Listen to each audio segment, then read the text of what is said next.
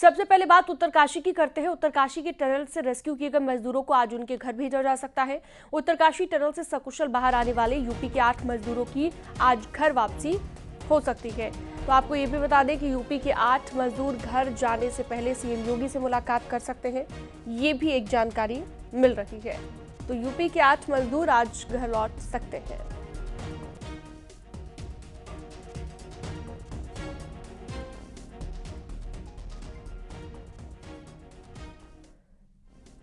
तो 17 दिन तक टनल के अंदर फंसे रहने के बाद अब मजदूर चूंकि बाहर आ गए हैं, उन्हें रेस्क्यू ऑपरेशन के तहत सक्सेसफुली बाहर निकाल लिया गया है।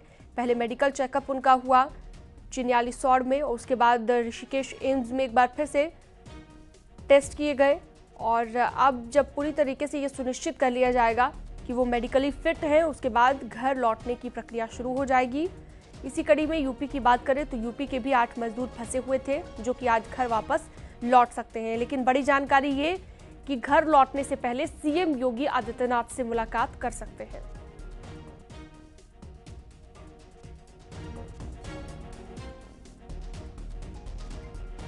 तो घर जाने से पहले सीएम योगी से मुलाकात संभव है इन मजदूरों की, जो 8 मजदूर फंसे हुए थे उत्तरकाशी टनल में।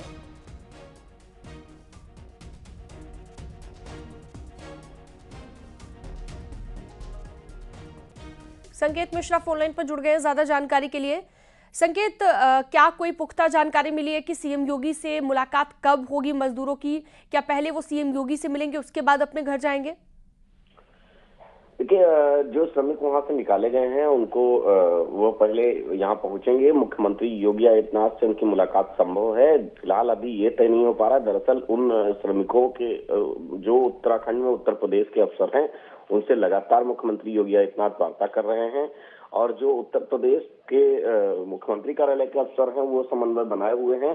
उन श्रमिकों की जैसी हालत होगी, अगर मुख्यमंत्री योगी आदित्यनाथ से आज मिलने की स्थिति है तो आज उनसे मुलाकात कराई जाएगी, अन्यथा उनसे मुलाकात आगे किस समय कराई जाएगी। लेकिन इतना तय है कि मुख्यमंत्री योगी आदित्यनाथ उनसे मुलाकात करेंगे, श्रमिकों से उनका हालचाल जानेंगे। और उत्तर प्रदेश सरकार उनके साथ हर मुख्यमंत्री योगी आदित्यनाथ ने पहले भी कहा कि हर तरह से खड़ी हुई है। ठीक है, बहुत शुक्रिया तमाम जानकारी के लिए आपका संकेत मिश्रा।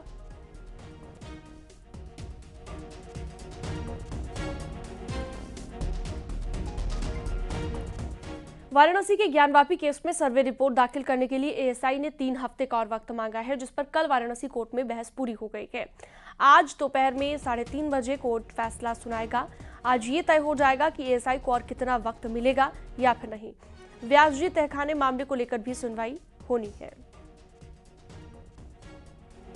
उपेंद्र द्विवेदी फोनलाइन पर जुड़ गए, वाराणसी संवाददाता। उपेंद्र, ज्ञानवापी केस को लेकर अगर हम बात करें तो पहले भी एएसआई कई बार ऐसे ही वक्त मांग चुकी है। पहले 4 हफ्ते का, उसके बाद 15 दिन का और मांगा, 10 दिन का मिला, और अब 3 हफ्ते की और डिमांड। आज कितने बजे होनी है इस सुनवाई कोर्ट में? देखिए, आज 3:30 बजे से कोर्ट में सुनवाई होगी, और उसी में व्यास जी तहखाने मामले पर सुनवाई होगी।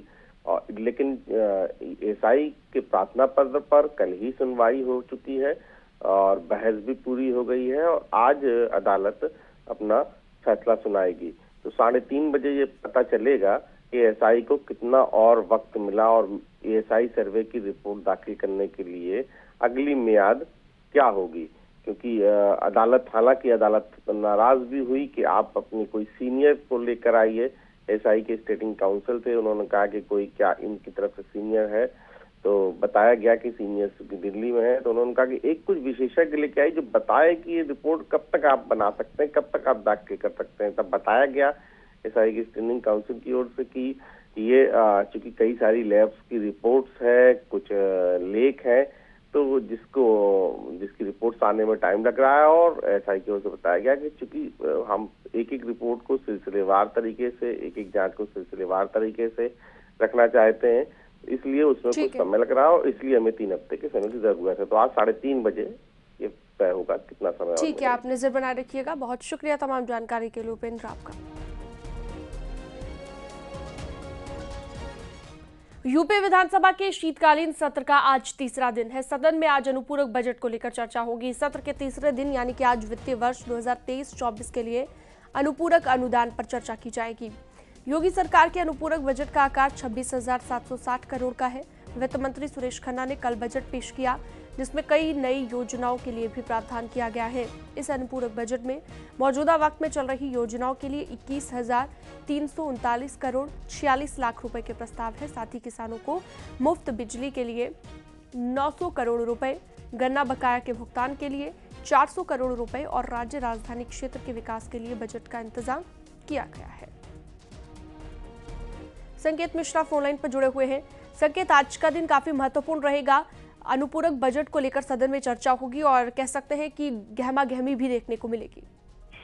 बिल्कुल जाहिर सी बात है, आज विधानसभा के शीतकालीन सत्र का आज तीसरा दिन है और इसमें चर्चा होगी। अनुपूरक बजट जो कल पेश किया गया था, योगी सरकार ने अनुपूरक बजट पेश किया था, उस बजट पर आज चर्चा की जाएगी। जाहिर सी बात है, चर्चा होगी, विपक्ष का विरोध भी होगा, विपक्ष विरोध प्रदर्शन भी करेगा।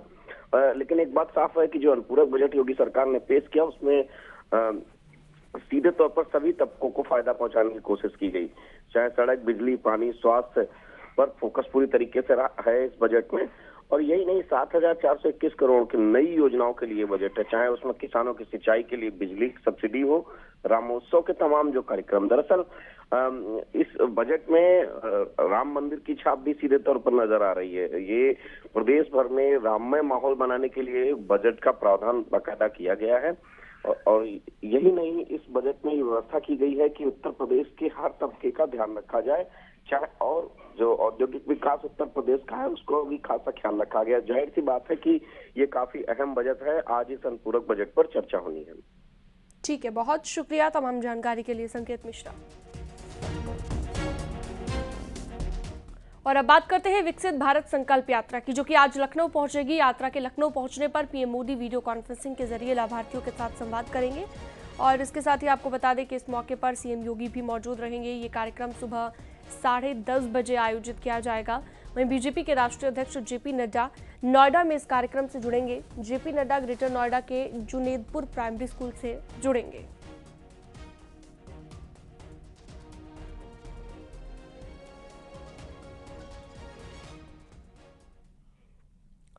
सीएम योगी आदित्यनाथ आज गोरखपुर के दौरे पर पहुंचेंगे और सीएम योगी गोरखपुर औद्योगिक विकास प्राधिकरण यानी कि गीडा के स्थापना दिवस समारोह में शिरकत करने वाले हैं। इसके साथ ही आपको ये भी बता दें कि निजी क्षेत्र की 800 करोड़ रुपए की निवेश परियोजनाओं का लोकार्पण और शिलान्यास करेंगे। 500 करोड़ रुपए के निवेश को भी भूखंडों का आवंटन पत्र सौंपेंगे। साथ ही 150 करोड़ रुपए के अवस्थापना विकास कार्यों का लोकार्पण और शिलान्यास करेंगे। पहली बार आयोजित होने जा रहे 4 दिवसीय गोरखपुर ट्रेड शो का भी सीएम योगी उद्घाटन करेंगे और गीडा की अति महत्वाकांक्षी कालेसर व्यावसायिक परियोजना को भी लॉन्च करेंगे। इसके अलावा देश और स्थानीय क्षेत्र के प्रमुख उद्यमियों के साथ बैठक कर मुख्यमंत्री उन्हें पूर्वी उत्तर प्रदेश में निवेश के फायदे बताकर उद्यम शुरू या विस्तार करने को प्रेरित करेंगे।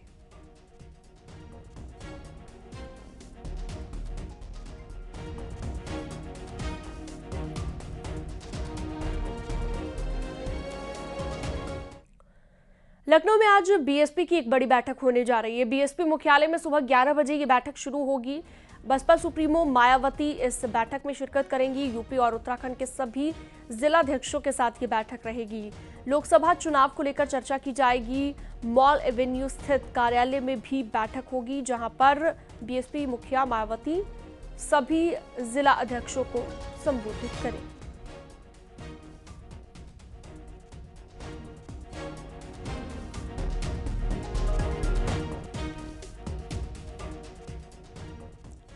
लखनऊ में 4 महिलाओं के साथ लूट, एक आरोपी को राहगीरों ने पकड़ लिया और राहगीरों ने लुटेरों को पकड़कर पीटा है। ये एक बड़ी जानकारी इस वक्त हम आपको दे रहे हैं, जहां पर डीजीपी आवास के पास लोहिया पथ, अलीगंज और महानगर में लूट हुई है।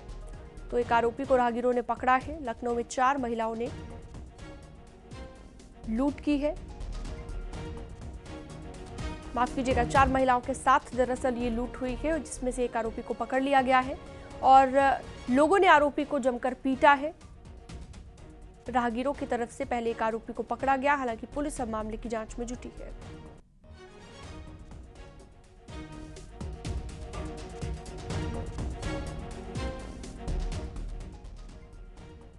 आजमगढ़ में दो पक्षों के बीच विवाद की सूचना पर मौके पर पुलिस पहुंची। ग्रामीणों ने पथराव कर दिया और ग्रामीणों के हमले के कारण पुलिस की जीप क्षतिग्रस्त हो गई। इसके साथ ही आपको ये भी बता दें कि घटना की जानकारी के बाद देर रात भारी संख्या में पुलिस फोर्स मौके पर पहुंची और लोगों को समझाने बुझाने में जुटी रही। जिले के एसपी ने बताया कि तहरीर को लेकर जांच की जाएगी। मामला जिले के अतरौलिया थाना क्षेत्र के वैसपुर गाँव का बताया गया।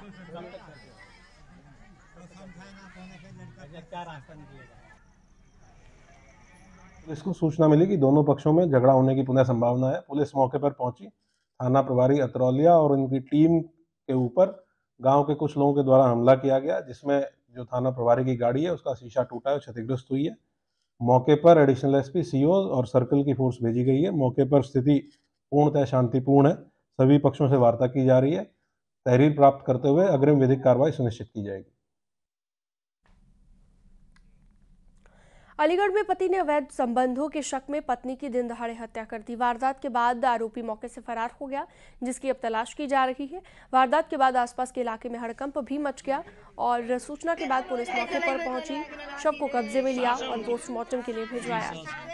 मामला थाना ऊपरकोट नगर कोतवाली इलाके के भुजपुरा की है, जहां पर पति ने पत्नी को मौत के घाट उतार दिया।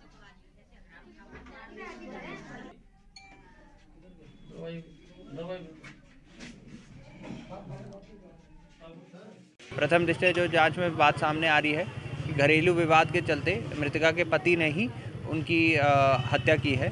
इसमें जल्द ही गिरफ्तारी की जाएगी और अवगत कराया जाएगा। सर, हत्या किस चीज़ से करना पाएगा? देखिए, अभी जो जिस प्रकार की चोट बॉडी पे मिली है वो कोई धारदार हथियार का प्रयोग किया गया है। इसमें जैसे ही अभियुक्त की तलाश होती है और अभियुक्त मिलता है, उसी से ही आला कत्ल मिलने की उम्मीद है। और अगली खबर गाजियाबाद से, जहां पर अस्पताल के एक हॉल को मंडप बनाया गया। इसके बाद दूल्हा दुल्हन ने एक दूसरे को वरमाला पहनाई और दोनों की शादी हो गई। ये किसी फिल्म का सीन नहीं है, बल्कि रियल लाइफ में ऐसा ही हुआ। दिल्ली कोंडली के रहने वाले अविनाश की शादी फरीदाबाद के अनुराधा से तय हुई और शादी की तारीख 27 नवंबर को तय हुई थी। शादी के लिए लड़की पक्ष ने पलवल में बैंक्वेट हॉल भी बुक करा दिया। शादी से ठीक 4 दिन पहले लड़के को बुखार आ गया। जांच में डेंगू की पुष्टि हुई। 25 नवंबर को उन्हें गाजियाबाद के वैशाली स्थित मैक्स हॉस्पिटल में एडमिट कराया गया। अविनाश की प्लेटलेट्स गिरते गिरते 10,000 तक पहुंच गई और डॉक्टर किसी भी सूरत में उन्हें डिस्चार्ज नहीं कर सकते थे। दोनों पक्षों की तरफ से शादी के कार्ड बांटे जा चुके थे। मंडप बुक हो चुका था। हलवाई की तैयारियां शुरू हो चुकी थी। ऐसे में शादी टालना संभव नहीं हो रहा था। ऐसे में लड़का लड़की के परिजनों ने अस्पताल में ही शादी करने का फैसला किया। परिजनों ने अस्पताल प्रबंधन को वहीं पर शादी का आवेदन दिया। आखिरकार अस्पताल ने मंजूरी दी और दोनों पक्षों के 10-10 लोगों की मौजूदगी में शादी संपन्न हुई। बस हो गया।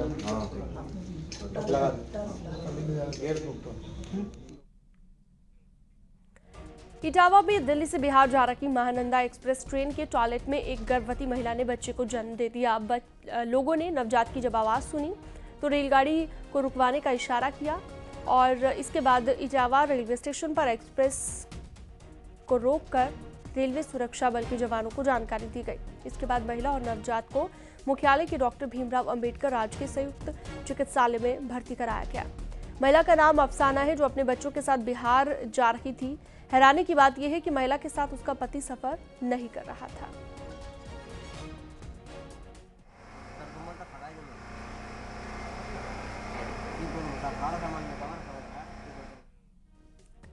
इटावा में आज सुबह बारिश होने से मौसम का मिजाज बदल गया है और बरसात के कारण जनजीवन भी अस्त व्यस्त दिखाई दिया है।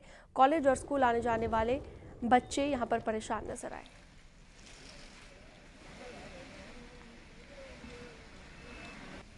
तो तापमान में गिरावट महसूस की गई है। ठंड अब बढ़ गई है। बारिश होने के बाद तापमान में काफ़ी गिरावट हुई है। स्कूल जाने वाले बच्चे भी परेशान दिखे हैं क्योंकि ठंड ज़्यादा बढ़ गई है और स्कूल जाने में परेशानी हो रही है। अब चूंकि दिसंबर का महीना शुरू होने को है तो ऐसे में मौसम में बदलाव हुआ है।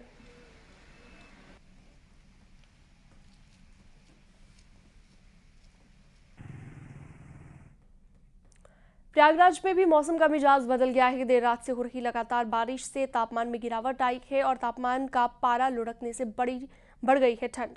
सुबह से ही लगातार बारिश होने के चलते लोगों का घरों से निकलना दूभर हो गया है। बारिश खेतों में खड़ी फसलों के लिए मुफीद मानी जा रही है।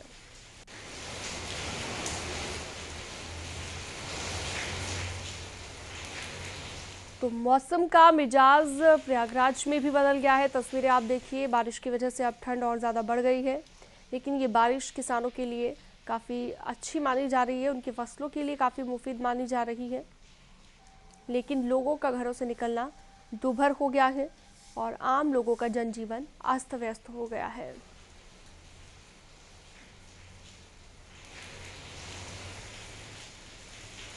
तो देर रात से लगातार बारिश होती रही प्रयागराज में और ठंड बढ़ गई है, ठंड में बढ़ोतरी हुई है, तापमान में चूंकि गिरावट आई है। ऐसे में आम लोगों का जो दिन भर की दिनचर्या है वो प्रभावित हुई है, जनजीवन अस्त व्यस्त हो गया है। लेकिन किसानों की अगर बात करें तो किसानों के लिए, उनकी फसलों के लिए ये बारिश काफ़ी अच्छी मानी जा रही है, इसका फ़ायदा उन्हें मिलेगा।